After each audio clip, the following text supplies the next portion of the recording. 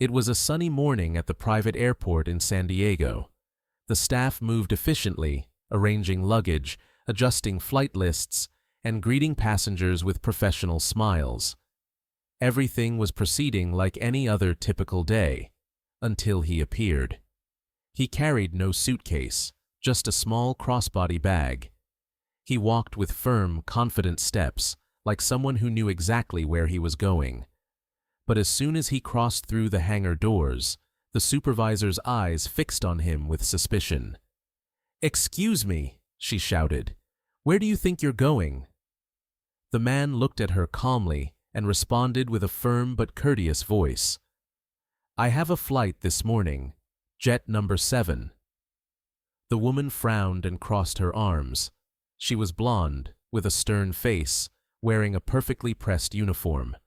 Her heels echoed on the concrete floor as she quickly approached him. "I highly doubt that," she said, stopping right in front of him. "That jet is reserved for a very important client, and believe me, you don't look like that type of client."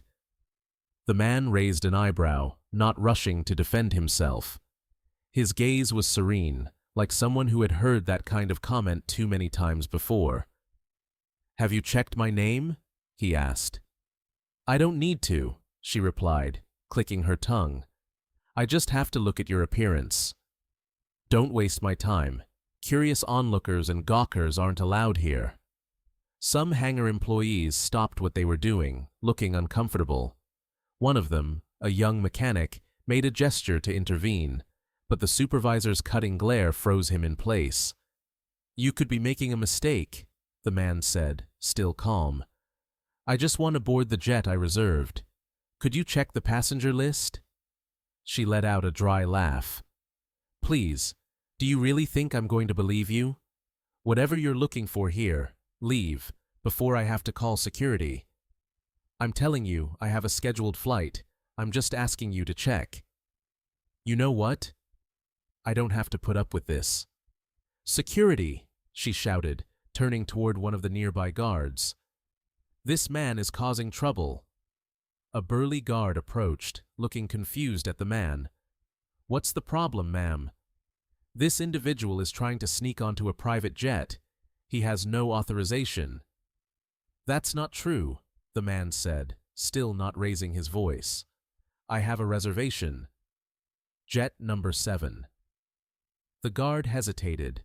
Something about the man's calm demeanor didn't match the profile of an intruder. But the supervisor insisted. "What part don't you understand?" she snapped. "Are you going to do your job or not?" "Sir, could you show me some identification?" the guard asked, almost in an attempt to calm things down. "Why don't you ask that of all passengers?" the man replied, looking directly at him. "Or do you only do that with people who look like me?" The silence was thick. The guard cleared his throat uncomfortably. The supervisor, however, didn't back down. "Don't come at me with that victim talk," she said, visibly annoyed. "This has nothing to do with your skin color. It's about protocol." "Protocol," the man repeated, almost with a smile. "Since when does protocol include prejudging people?" "Look, I'm not interested in arguing with you. Leave now, or you'll be removed by force." "Are you completely sure about what you're doing?" the man asked calmly. "Don't you want to take a moment to verify?" "I've had enough," she shouted. "Get out!" The atmosphere had become so tense that even some passengers waiting nearby began recording with their phones. The scene was uncomfortable, almost surreal. "I'm just waiting for you to realize your mistake," the man said, taking a step back without resisting. "But it's evident you're not going to listen." "You have no idea who you're dealing with," she said with contempt. "And believe me, you're not going to like what comes next." "I hope so," he murmured, taking out his phone, "because it's time for someone to come and restore order here." The supervisor let out an incredulous laugh. "Are you going to call your cousin or your TikTok lawyer?" The man ignored the comment and dialed a number. He spoke briefly in a low voice. No one knew what he said, but his calm expression never changed. "Now what?" she asked, crossing her arms. "Are you going to call the press and cry on social media?" "I don't need that," he said. "I just needed you to show who you really are." The guard stepped forward. "Mrs. Martinez, maybe we should—" "Shut up," she interrupted. "You're here to follow orders, aren't you?" "This is getting out of control," a flight attendant murmured quietly in the background. "She can't talk to the passenger or the staff like that." "He's not a passenger. He's a fraud," the supervisor shouted, losing her composure. "Or have you all gone crazy?" "You know what's sad?" the man said. "You don't even need to know my name to treat me with respect." She scoffed. "Oh, please. Enough with the theatrics. This isn't your place. It never will be." "We all have our place, ma'am," he responded. "Sometimes it just takes patience for it to be revealed." "Enough," she said, taking out her radio. "I'm going to request that he be escorted out. And if it turns out that the only one who doesn't belong here is you?" "What did you say?" The man calmly repeated, "And if the one who's out of place here is you?" She looked at him as if she had just heard a threat. But there were no shouts, no insults, just that uncomfortable certainty that begins to seep in when you realize you might have made a huge mistake. "Let me make this clear once and for all," she said, pointing toward the exit. "Last warning." But just then, a murmur ran through the hangar. Some employees looked toward the back. The pilot of jet number 7 had just appeared, walking quickly, accompanied by a flight attendant and another crew member. The supervisor didn't notice them right away. She remained focused on asserting her authority, while the man calmly put away his phone. And then, everything changed. The sound of the pilot's firm steps interrupted the tension like thunder. The supervisor turned around, annoyed, but her eyes widened when she saw the captain heading straight toward the man she had tried to expel. "Sir, 1,000 apologies for the delay," the pilot said respectfully. "Your jet is ready, the crew is already on board, and everything has been prepared according to your specifications." The woman froze. She blinked several times, unable to process what she was seeing. "Sir?"